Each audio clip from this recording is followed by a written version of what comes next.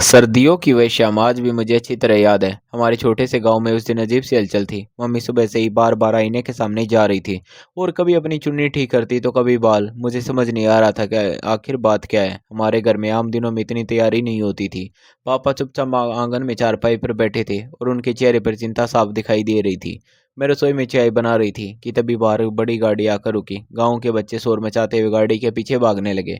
मैं खिड़की से जाकर देखने लगी। गाड़ी से मेरे मामा उतरे, उनके साथ कई लोग थे। पूरा गांव जानता था कि मेरे मामा बहुत अमीर हैं। कनाडा में उनका बड़ा कारोबार था। लोग उनकी दौलत की मिसालें दिया करते थे, मगर उनके बेटे के बारे में भी गांव में तरह तरह की बातें मशहूर थी। कोई कहता उसकी तबीयत ठीक नहीं रहती, कोई कहता वह बहुत गुस्सैल है, लेकिन सच कोई नहीं जानता था। मम्मी तो मामा को देखते ही खिल उठी। उन्होंने जल्दी से मुझे आवाज़ लगाई और बोली, सना, जल्दी से चाय लेकर आओ और ठीक से दुपट्टा ओढ़ लेना। मैं ट्राई लेकर बाहर गई तो पहली बार मैंने उसे देखा। सफ़ेद कपड़ों में बैठा हुआ लड़का बाकी सब लोगों से बिल्कुल अलग लग रहा था। वह चुपचाप बैठा जमीन की तरफ देख रहा था। उसकी आंखों में अजीब सी उदासी थी। मैंने नज़रें झुका ली और चाय रखकर वापस मुड़ गई। तभी मुझे महसूस हुआ कि जैसे किसी की नज़रें मेरे पीछे तक आ रही हो। रात को खाना खत्म होने के बाद मामा ने पापा से अकेले में बात करनी शुरू की। मैं कमरे के बाहर खड़ी सब सुनने की कोशिश कर रही थी। मामा कह रहे थे, आफ्ताब भाई, मैं चाहता हूँ कि सना हमारी बहू बन जाए। मेरी सांसें रुक सी गई। मैं वहीं खड़ी रह गई। पापा ने तुरंत मना कर दिया। उन्होंने कहा, मेरी बेटी अभी छोटी है और मैं इतनी जल्दी शादी नहीं करना चाहता। मगर मम्मी बीच में बोल पड़ी। उन्होंने कहा, इतना अच्छा रिश्ता हर किसी को नहीं मिलता। सना राज करेगी, राज। पापा गुस्से में उठकर बाहर चले गए। उस रात घर का माहौल अजीब हो गया था। मैं अपने कमरे में लेटी छत को देखती रही। दिल के अंदर एक अजीब सी हलचल थी। मैंने कभी इतना बड़ा सपना नहीं देखा था। कनाडा, बड़ी हवेली, महंगी जिंदगी, नौकर चाकर। मुझे लग रहा था जैसे मेरी किस्मत अचानक बदलने वाली है। अगले कुछ दिनों तक घर में इसी बात को लेकर बहस होती रही। पापा हर बार मना कर देते और मम्मी हर बार उन्हें समझाने लगती। एक दिन मैंने खुद पापा से कहा, अगर मेरी शादी वहाँ हो जाए तो क्या बुरा है। पापा ने मेरी तरफ ऐसे देखा जैसे मैं उन्हें छोड़कर बहुत दूर जाने वाले हूँ। उन्होंने बस इतना कहा, बेटियां दौलत से नहीं, इंसान से खुश रहती हैं। उस समय मुझे उनकी बात समझ नहीं आई। मैं तो बस बड़े सपनों में खो चुके थे। कुछ दिनों बाद मामा फिर आए। इस बार उनके साथ ढेर सारे तोहफे थे, महंगे कपड़े, गहने, मिठाइयाँ। पूरा घर सामान से भर गया। रिश्तेदार आने लगे। सबकी नज़रें मुझ पर थी। कोई कहता, सना की किस्मत खुल गई। कोई कहता, इतना बड़ा घर हर किसी को नहीं मिलता। मैं अंदर ही अंदर खुश हो रही थी। धीरे धीरे शादी की तारीख भी तय हो गई। पापा बिल्कुल चुप रहने लगे थे। उन्होंने मेरी किसी तैयारी में दिलचस्पी नहीं दिखाई। कई बार मैंने उन्हें रात को अकेले बैठे देखा, मगर उस वक्त मुझे लगा शायद हर बाप अपनी बेटी की विदाई सोचकर उदास हो जाता है। शादी वाले दिन पूरा घर रोशनी से जगमगा रहा था। मैं लाल जोड़े में बैठी थी। मेरी सहेलियां मुझे छेड़ रही थी, मगर मेरे दिल की धड़कनें बहुत तेज थी। मैं बार बार सोच रही थी कि आखिर मेरे होने वाला पति कैसा होगा। मैंने उसे सिर्फ एक बार दूर से देखा था। निकाह के बाद जब विदाई हुई तो पापा ने मुझे गले लगाया और बहुत देर तक कुछ नहीं बोले। उनके हाथ कांप रहे थे। मेरी आंखें भी भर आई, मगर अगले पल मैंने खुद को समझा लिया कि अब मेरी जिंदगी नई होने वाली है। हवेली पहुंचते ही मैं हैरान रह गई। इतना बड़ा घर मैंने जिंदगी में पहली बार देखा था। हर तरफ रोशनी, बड़े बड़े कमरे, महंगे पर्दे, चमकता फर्श। मुझे लगा सच में कि मैं किसी और दुनिया में आ गई हूँ। मामी मुझे ऊपर एक बड़े कमरे में ले गई। कमरे में इतनी खूबसूरत सजावट थी कि मैं बस देखती रह गई। उन्होंने मुस्कुराकर कहा, अब ये कमरा तुम्हारा है। मैं शर्माते हुए पलंग पर बैठ गई। दिल इतनी तेजी से धड़क रहा था कि मुझे अपनी सांसें सुनाई दे रही थी। थोड़ी देर बाद कमरे के दरवाजे पर दस्तक हुई। मेरा दिल और जोर से धड़कने लगा। दरवाज़ा खुला और कोई अंदर आया। मैंने नज़रें झुका ली। वह धीरे धीरे मेरे पास आकर बैठ गया। उसकी आवाज़ बहुत नरम थी। उसने पूछा, सफ़र में ज़्यादा थकान तो नहीं हुई? मैं हैरान थी। उसकी बातों में अजीब सा सुकून था। उसने मेरा हाल पूछा, मेरे गाँव के बारे में पूछा, यहाँ तक कि मेरी पसंद नापसंद भी। धीरे धीरे मेरा डर कम होने लगा। फिर उसने मुझे एक छोटा सा डिब्बा दिया। मैंने खोला तो उसमें एक खूबसूरत अंगूठी थी। वह मुस्कुराया और बोला, असली तोहफा मैं बाद में दूंगा। पहली बार मैंने हिम्मत करके उसकी तरफ देखा। वह बेहद सलीकेदार और समझदार लग रहा था। उसकी आंखों में अपनापन था। मुझे यकीन ही नहीं हो रहा था कि लोग उसके बारे में ऐसी बातें क्यों करते थे। उस रात उसने मुझे एक बार भी नाम लेकर नहीं बुलाया। वह बार बार सिर्फ दुल्हन कहकर बात करता था। मुझे उसका अंदाज़ा अच्छा लगने लगा। मुझे लग रहा था कि मेरी ज़िंदगी सच में खूबसूरत होने वाली है। सुबह मेरी आँख खुली तो कमरे में सन्नाटा था। वह वहाँ नहीं था। मैं तैयार होकर उसका इंतज़ार करने लगी। तभी दरवाज़ा खुला और मामी अंदर आई। उनके साथ एक दूसरा लड़का था। उसके बाल बिखरे हुए थे, कपड़े अस्त-व्यस्त थे और वह अजीब सी हरकतें कर रहा था। मैं घबरा गई। मामी ने मेरा हाथ पकड़कर कहा, सना, अब से तुम्हें रुबाब का ख्याल रखना होगा। मैं कुछ समझ नहीं पाई। तभी वह लड़का अचानक पलंग पर बैठ गया और बच्चों की तरह बातें करने लगा। मेरे पैरों तले ज़मीन खिसक गई। मैंने काँपती आवाज़ में पूछा, कल रात मेरे साथ कौन था? मामी की आंखें झुक गईं। कमरे में सन्नाटा छा गया। मेरे हाथ से अंगूठी नीचे गिर गई। ऐसे लगाया जैसे एक ही पल में मेरे सारे सपने टूटकर बिखर गए हों। मैं दीवार के सहारे नीचे बैठ गई। मेरे कानों में सिर्फ एक आवाज़ सुनाई दे रही थी कि मेरे साथ बहुत बड़ा धोखा हुआ है। तभी बाहर से रिश्तेदारों की हंसी की आवाज़ आई और मुझे पहली बार उस हवेली के अंदर अजीब सा डर महसूस हुआ। मैं काफ़ी देर तक फर्श पर बैठी रही। आंखों से आंसू लगातार बह रहे थे, मगर आवाज़ जैसे गले में अटक गई थी। सामने बैठा हुआ लड़का कभी मुस्कुरा देता तो कभी बच्चों की तरह कमरे की चीज़ों को छूने लगता। उसकी हरकतें देखकर मेरा दिल और बैठता जा रहा था। मम्मी ने धीरे से मेरा कंधा दबाया और बोली, सना, हिम्मत रखो बेटा, सब ठीक हो जाएगा। मगर मुझे उस वक्त उनकी कोई बात सुनाई नहीं दे रही थी। मेरे कानों में सिर्फ वह एक ही बात घूम रही थी कि मेरे साथ बहुत बड़ा सच छुपाया गया था। थोड़ी देर बाद मामी उस लड़के को अपने साथ लेकर चली गई। मैं कमरे में अकेली रह गई। मैंने आईने में खुद को देखा और रात की दुल्हन सुबह कुछ और बन चुकी थी। चेहरे की चमक गायब थी और आंखों में डर उतर आया था। मुझे अपने पापा की बातें यादें आने लगी। उन्होंने कितनी बार इस रिश्ते में से मना किया था। उस समय मुझे लगा था कि वह मेरी खुशी नहीं चाहते, लेकिन आज पहली बार एहसास हुआ कि उन्हें पहले से सब पता था। दोपहर तक मैं कमरे में से बाहर नहीं निकली। आखिर शाम के वक्त नौकरानी आई और बोली, बेगम, नीचे आपके मम्मी पापा आए हैं। मैं भागती हुई नीचे गई और पापा को देखते ही उनके गले लगकर रोने लगे। मेरे आंसू रुकने का नाम नहीं ले रहे थे। पापा बार बार मेरा सिर सहला रहे थे, मगर उनकी अपनी आंखें भी भरी हुई थी। मैंने रोते हुए कहा, पापा, आपने मुझे यहाँ को क्यों भेज दिया? मेरे साथ इतना बड़ा धोखा क्यों हुआ? पापा ने भारी आवाज में कहा, बेटी, मैंने बहुत कोशिश की थी, मगर मैं हार गया। तेरी माँ ने ये रिश्ता सिर्फ दौलत देकर मंजूर किया। उन्हें लगा था कि तेरा भाई बड़े कॉलेज में पढ़ सकेगा और हमारा घर बदल जाएगा। मैं सन रह गई। मैंने मम्मी की तरफ देखा। वह नजरें झुकाई खड़ी थी। मेरे अंदर जैसे गुस्से का तूफान उठ गया। मैंने कांपती आवाज में कहा, आपने मुझे बेच दिया। मम्मी रोने लगी और बोली, मैंने जो किया तुम्हारे भविष्य के लिए किया। वहाँ गांव में तुम्हारी जिंदगी क्या थी? यहाँ कम से कम तुम्हारे पास सब कुछ तो होगा। मैं जोर से बोली, इंसान की खुशी पैसे से बड़ी होती है। पापा ने तुरंत मुझे चुप कराया, क्योंकि नौकर से खड़े सब सुन रहे थे। उस दिन पहली बार मुझे अपनी माँ से दूरी महसूस हुई। उनके जाने के बाद मैं देर तक आंगन में बैठी रही। हवेली बहुत बड़ी थी, मगर उस वक्त मुझे वह किसी कैद खाने जैसी लग रही थी। रात को रुबाब फिर कमरे में आया। वह इस बार काफी शांत था। उसने आते ही मुझसे पूछा, तुम नाराज हो क्या? उसकी आंखों में मासूमियत थी। मैं चाहकर भी उसे गुस्सा नहीं कर पा रही थी। वह कभी बच्चे जैसा लगता तो कभी अचानक बिल्कुल समझदार बातें करने लगता। उसने मेरे सामने बैठकर तकियों को सजाना शुरू कर दिया। फिर बोला, देखो, ये हमारी गाड़ी है और हम बहुत दूर घूमने जाएंगे। मैं बस उसे देखती रह गई।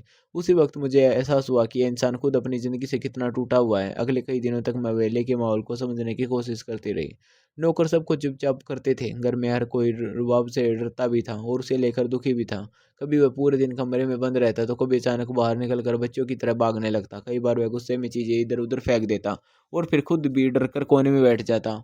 मामी हर वक्त उसके पीछे लगी रहती थी। मैं धीरे धीरे समझने लगी थी कि उन्होंने सालों से ये सब अकेले सहा है। एक शाम मैं छत पर खड़ी थी। हवा बहुत तेज चल रही थी। तभी पीछे से किसी ने धीरे से मेरा नाम लिया। मैं मुड़ी तो सामने वही आदमी खड़ा था जो शादी की रात मेरे कमरे में आया था। मेरा दिल जोर से धड़क उठा। वह पहले से बिल्कुल अलग लग रहा था। सलीकेदार कपड़े, साफ चेहरा और आंखों में अजीब सी गंभीरता था। मैं घबराकर पीछे हट गई। उसने धीमी आवाज में कहा, डरो मत, मैं सिर्फ तुमसे बात करना चाहता हूँ। मैंने गुस्से में कहा, तुम कौन हो और उस रात मेरे कमरे में क्यों आए थे? वह कुछ पल तक चुप रहा, फिर बोला, उस रात जो कुछ हुआ उसके लिए मैं शर्मिंदा हूँ। मुझे ऐसा नहीं करना चाहिए था। मैं समझ नहीं पा रही थी कि आखिर ये सब क्या है। मैंने पूछा, क्या तुम रुबाब के रिश्तेदार हो? वह हल्का सा मुस्कुराकर बोला, इतना समझ लो कि मैं इस घर से बहुत करीब से जुड़ा हूँ। उसकी बातें मुझे और उलझा रही थी। तभी नीचे से किसी ने आवाज़ लगाई और वह जल्दी से वहाँ से चला गया। उस रात मैं बिल्कुल सो नहीं पाई। मेरे दिमाग में बार बार वही चेहरा घूमता रहा। अगले दिन मैंने मामी से शादी की तस्वीर देखने की जिद की। फोटोग्राफर बुलाया गया। मैं एक एक तस्वीर बड़े ध्यान से देखने लगी। हर फोटो में रुबाब वही था जिसे सब जानते थे, मगर शादी की रात वाला आदमी कहीं नजर नहीं आया। मेरा दिल और बेचैन होने लगा। मुझे लगने लगा जैसे वेले में कोई बहुत बड़ा राज छुपाया हुआ है। धीरे धीरे दिन गुजरते गए। मैं पहले जैसी नहीं रही थी। मेरे चेहरे की मुस्कान गायब हो चुके थे। कई बार मैं अकेले बैठकर सोचती, अगर मुझे पहले सब पता होता तो क्या मैं ये शादी करती? मगर फिर मुझे पापा की हालत याद आती और मैं चुप हो जाती। एक रात हवेली में बहुत हंगामा हुआ। रुबाब अचानक घर से गायब हो गया था। सारे नौकर उसे ढूंढने बाहर निकल गए। मामी रो रो कर बेहाल थी, मगर पता नहीं क्यों उस वक्त मेरे दिल में अजीब सा सन्नाटा था। मैं अपने कमरे में जाकर बैठ गई। तभी खिड़की पर हल्की सी आवाज़ हुई। मैं घबरा कर उठी। खिड़की खुली और वही आदमी अंदर आ गया। इस बार मैं डरने के बजाय गुस्से से बग भर गई। मैंने कहा, आखिर तुम चाहते ही क्या हो? वह धीरे धीरे मेरे करीब आया और बोला, मैं सिर्फ ये चाहता हूँ कि तुम खुद को अकेला मत समझो। मैंने उसे रोकते हुए कहा, मेरी जिंदगी पहले ही बर्बाद हो चुकी है, अब मुझे और परेशान मत करो। उसने बहुत ध्यान से मेरी तरफ देखा और बोला, तुम्हारी आंखों में हर वक्त दर्द दिखाई देता है। मैं बस इतना चाहता हूँ कि तुम मुस्कुराना मत भूलो। उसकी आवाज़ में अजीब सा अपनापन था। कुछ पल के लिए मैं चुप हो गई, मगर अगले ही पल मुझे अपनी हद याद आ गई। मैंने सख्त आवाज़ में कहा, जो रिश्ता सही नहीं होता, उसका अंत भी सही नहीं होता, इसलिए बेहतर है कि तुम यहाँ से चले जाओ। वह हल्का सा मुस्कुराया, जैसे उसे मेरे जवाब की उम्मीद थी। फिर बोला, तुम बाकी लोगों जैसे नहीं हो। इतना कहकर वह खिड़की से बाहर चला गया। उसी वक्त नीचे से रुबाब की आवाज़ आने लगी। मैं भागकर नीचे गई तो वह आंगन में बैठा रो रहा था। उसके हाथ में हल्की चोट लगी हुई थी। मामी उसे संभालने की कोशिश कर रही थी। मैं भी आगे बढ़ी, मगर उसने गुस्से में कहा, रहने दो सना। उस वक्त मुझे पहली बार एहसास हुआ कि शायद मामी भी मुझसे डरने लगी हैं। मैं चुपचाप वापस कमरे में आ गई। रात को देर तक नींद नहीं आई। मेरे दिमाग में वही बातें घूमती रही। आखिर वो आदमी कौन था? उसे मेरे बारे में इतना सब कैसे पता था? और सबसे बड़ी बात यह है कि जब भी वह मेरे के सामने आता तो मेरा दिल इतनी अजीब तरह से बेचैन क्यों हो जाता था? अगले दिन सुबह वो बहुत शांत था। वह कमरे में आया और बिना कुछ कहे खिड़की के पास बैठ गया। काफ़ी देर बाद उसने धीरे से पूछा, सना, अगर कोई इंसान बाहर से टूटा हुआ लगे तो क्या ज़रूरी है कि वह अंदर से भी वैसा ही हो? उसकी बात सुनकर मैं हैरान रह गई। मैंने पहली बार उसकी आंखों में गौर से देखा। वहाँ सिर्फ मासूमियत नहीं थी, वहाँ बहुत गहरा दर्द छुपा हुआ था। उसी पल मुझे महसूस हुआ कि इस घर की कहानी उतनी आसान नहीं जितनी ऊपर से दिखाई देती है। उस रात रुबाब की बात मेरे दिमाग में बार बार घूमती रही। मैं देर तक खिड़की के पास बैठी बाहर अंधेरे को देखती रही। हवेली के बड़े आंगन में सन्नाटा फैला हुआ था। कभी कभी किसी नौकर के कदमों की आवाज़ सुनाई देती और फिर सब शांत हो जाता। मेरे दिल में अजीब सी बेचैनी थी। मुझे लगने लगा कि इस घर में हर इंसान कोई न कोई सच छुपा रहा है। अगले कुछ दिनों तक रुबाब का व्यवहार पहले से अलग रहा। वह ज़्यादा शांत रहने लगा था। अब वह कमरे की चीज़ें नहीं फेंकता था और न ही पहले जैसी हरकतें करता था। कई बार वह घंटों किताब हाथ में लेकर बैठा रहता, मगर पढ़ता कुछ नहीं था। उसकी आंखें जैसे कहीं बहुत दूर खो जाती थी। सना उसे समझ नहीं पा रही थी। कभी वह बिल्कुल मासूम बच्चे जैसा लगता और कभी उसकी बातें इतनी गहरी होती कि सना खुद सोच में पड़ जाती। एक शाम सना मामी के कमरे में गई तो वह पुराने एल्बम देख रही थी। सना को देखते ही उन्होंने जल्दी से एल्बम बंद कर दिया, मगर जब तक उसकी नज़र एक तस्वीर पर पड़ चुकी थी। तस्वीर में रुबाब बिल्कुल अलग दिख रहा था। साफ सूट पहने, चेहरे पर आत्मविश्वास और हाथ में कोई ट्रॉफी थी। वह किसी कॉलेज फंक्शन की तस्वीर लग रही थी। सना हैरानी से तस्वीर को देखती रह गई। मामी ने गहरी सांस ली और बोली, यह सब बहुत पुरानी बातें हैं। सना ने धीरे से पूछा, क्या रुबाब पहले बिल्कुल ठीक था? उनकी आंखें भर आई। उन्होंने कहा, मेरा बेटा बहुत होशियार था सना। उसे गाड़ियों का बहुत शौक था, पढ़ाई में भी सबसे आगे रहता था, मगर घर की हालत ने उसे अंदर से तोड़ दिया। सना चुपचाप उनकी बातें सुनती रही। पहली बार उसे रुबाब के लिए सिर्फ डर नहीं बल्कि दुख भी महसूस हुआ। उस रात जब सना कमरे में वापस आई तो देखा रुबाब खिड़की के पास बैठा बाहर देख रहा था। उसने बिना उसकी तरफ देखे कहा, सना, क्या तुम्हें कभी ऐसा लगा कि इंसान अपने ही घर में अजनबी बन जाए? उसकी आवाज़ बहुत धीमी थी। सना कुछ जवाब नहीं दे पाई। फिर वह धीरे से उसकी तरफ मुड़ा और बोला, लोग सिर्फ वही देखते हैं जो उन्हें दिखाया जाता है, असली दर्द कोई नहीं देखता। सना उसकी बातें सुनकर और उलझती जा रही थी। अगले दिन हवेली में कुछ मेहमान आए हुए थे। सब लोग नीचे बैठे बातें कर रहे थे। सना भी मम्मी के साथ बैठी थी। तभी एक औरत ने धीरे से कहा, बेचारे रुबाब का क्या कसूर था? अगर घर का माहौल ठीक होता तो आज वैसा ना होता। मामी की आंखें तुरंत झुक गई। सना ने पहली बार महसूस किया कि इस घर की कहानी गांव में फैली अफवाहों से कहीं ज्यादा गहरी है। रात को सना छत पर टहल रही थी कि अचानक पीछे से वही आवाज आई जो कई दिनों से उसकी दिल के में हलचल मचा रही थी। वह मुड़ी तो वही आदमी सामने खड़ा था। इस बार उसकी आंखों में मुस्कान नहीं थी। वह कुछ पल तक सना को देखता रहा, फिर बोला, तुम पहले से ज्यादा उदास लग रही हो। सना ने सख्त आवाज में कहा, तुम बार बार यहाँ क्यों आते हो? अगर किसी ने देख लिया तो बहुत गलत होगा।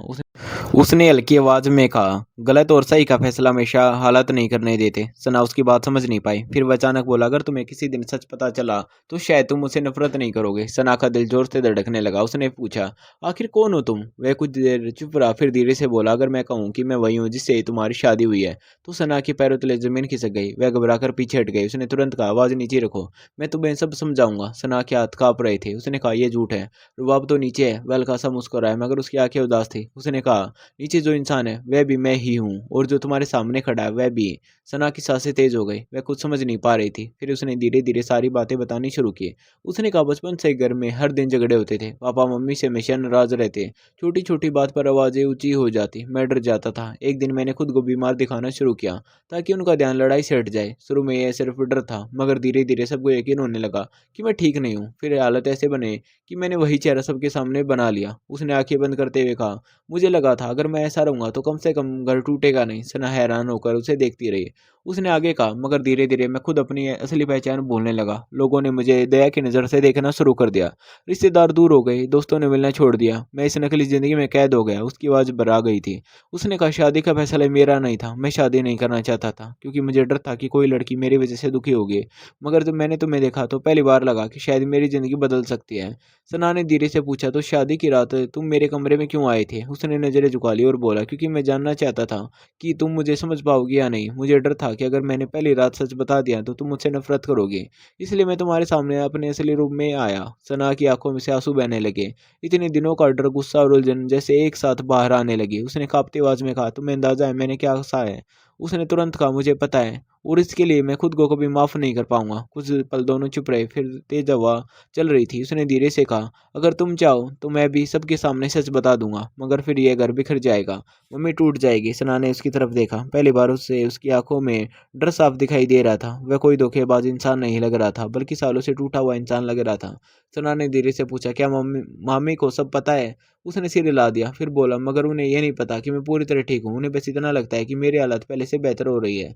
सना कुछ समझ नहीं पा रही थी, मगर एक बात साफ थी कि उसके सामने खड़ा इंसान झूठी जिंदगी जीते जीते खुद भी थक चुका था। उसी वक्त नीचे से किसी ने आवाज लगाई। उसने जल्दी से नकली दाढ़ी उठाई और चेहरे पर लगाने लगा। सना हैरानी से उसे देखती रह गई। कुछ ही पलों में फिर वही बिखरा हुआ रुबाब बन चुका था, जिसे पूरा घर जानता था। जाते जाते वह रुका और बोला, सना, मैं तुम पर कोई दबाव नहीं डालूंगा। अगर तुम मुझे छोड़कर जाना चाहो तो मैं खुद तुम्हें तुम्हारे घर छोड़ आऊंगा। इतना कहकर वह नीचे चला गया। सना देर तक वहीं खड़ी रही। उसके अंदर जैसे तूफान चल रहा था। एक तरफ वह धोखा था जो उसे मिला था, और दूसरी तरफ वह दर्द जो उसने रुबाब की आंखों में देखा था। उस रात सना बिल्कुल नहीं सो पाई। सुबह जब उसकी आंख लगी तो धूप कमरे में फैल चुकी थी। वह नीचे आई तो देखा रुबाब आंगन में बैठा बच्चों की तरह खिलौना गाड़ी चला रहा था, और मामी उसे देखकर मुस्कुरा रही थी। अगर सना को सच न पता होता तो शायद वह भी यही समझते कि रुबाब सच में ठीक नहीं है। तभी उसने एक पल के लिए नजर उठाकर सना की तरफ देखा।